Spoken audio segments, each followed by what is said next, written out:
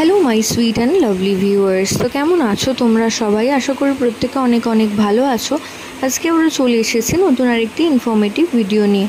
তো আজকের ভিডিওতে আমরা কথা বলবো গর্ভবতী মা দিনে দিনে বিশ্রী দেখতে হয়ে গেলে, অর্থাৎ তার সৌন্দর্য লোপ পেতে থাকলে গর্ভের সন্তানটি কী, সেই বিষয়ে আজকের আলোচনা। অবশ্যই চ্যানেলের পাশে থাকতে গেলে পাশে থাকা বেল আইকন প্রেস করে রাখতে হবে এবং ভিডিওটিকে ছোট্ট একটি লাইক দিয়ে আমাদের উৎসাহিত করতে হবে। তো বলে রাখি, এটা কোনো জেন্ডার প্রেডিকশনের ভিডিও না, এটা শুধুমাত্র কৌতূহলবশত ভিডিওটিকে বানানো হয়েছে। কারণ আগেকার দিনের মা কাকিমারা এই সমস্ত লক্ষণ একটা গর্ভবতী নারীর দেহে দেখেই কিন্তু তারা প্রেডিকশন করতেন।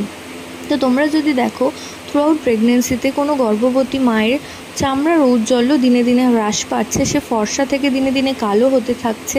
এবং তার সাথে সাথে তোমরা যদি দেখো, গর্ভবতী মায়ের বিভিন্ন জায়গায় যেমন ঘাড়ে, গলায়, এছাড়াও পায়ের তলায়, এছাড়াও নিতম্বে এবং স্তনের দুই বৃন্তে অনেকটা কালো ধরনের টক্সিনস জাতীয় পদার্থ জমছে, তখনও কিন্তু তোমরা ধারণা করতে পারো যে গর্ভের আগত সন্তানটি একটি ফুটফুটে পুত্র সন্তান আসতে চলেছে।